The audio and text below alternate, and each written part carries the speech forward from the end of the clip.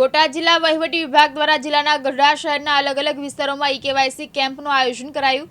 આ કેમ્પ મોટી સંખ્યામાં શહેરીજનો ઈ-કેવાયસી કરાવવા ઉમટ્યા હતા। બોટાદ શહેર અને જિલ્લાના તાલુકા મથકો ઉપર ઈ-કેવાયસી માટે લોકોની ભીડ થતી હતી, તેમજ કનેક્ટિવિટીના પ્રોબ્લેમના કારણે ઓનલાઈન ઈ-કેવાયસી થતું ન હતું, જેના કારણે લોકો હેરાન પરેશાન થઈ રહ્યા હતા, જેને લઈને લોકોને લાંબી લાઈનોમાં બેસીને ધક્કા થતા હતા।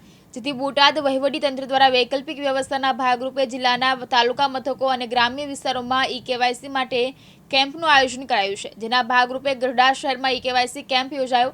ગઢડા મામલતદાર કચેરી અને નગરપાલિકા દ્વારા શહેરના નાગજીપરા વિસ્તારમાં ઈ-કેવાયસી કેમ્પ યોજાયો હતો, ત્યારે કેમ્પમાં મોટી સંખ્યામાં શહેરીજનોએ લાભ લીધો હતો।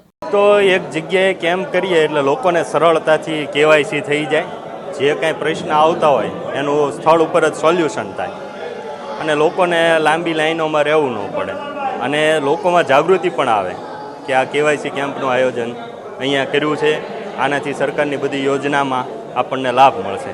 મુખ્ય હેતુ આ છે। શહેરમાં કયા વિસ્તારોની અંદર આ કેમ્પનું આયોજન છે, કેટલા દિવસ ચાલશે? આજે ગાંચી સમાજ હોલમાં આપણે આયોજન કર્યું છે ઈ કેવાયસી કેમ્પનું। આવતીકાલે મચ્છુમાના મંદિરે આયોજન કરવા વિચારી રહ્યા છીએ અને ત્યાર પછી આહિર સમાજની વાડી છે ત્યાં, અને આ 3 કેમ્પ પૂરા થાય એટલે ગઢડાના વોર્ડ વાઇઝ જે વિસ્તારોમાં જરૂરિયાત હોય તે તમામ જગ્યાએ આપણે કેમ્પ કરવાનું આયોજન કરવા વિચારી રહ્યા છીએ। બહુ સરસ કામગીરી છે, કારણ કે કેવાયસી ફરજિયાત થઈ ગયું।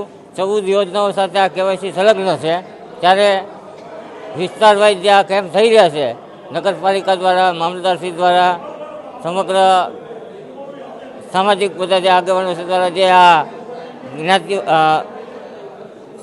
વિસ્તાર વાઇઝ જે થઈ રહ્યું છે એનાથી બહુ સરળતાથી લોકોને કેવાયસી થાય છે, વધારે પડતા પ્રમાણમાં થાય છે અને ખૂબ સારી રીતે લોકો એનો લાભ લઈ રહ્યા છે।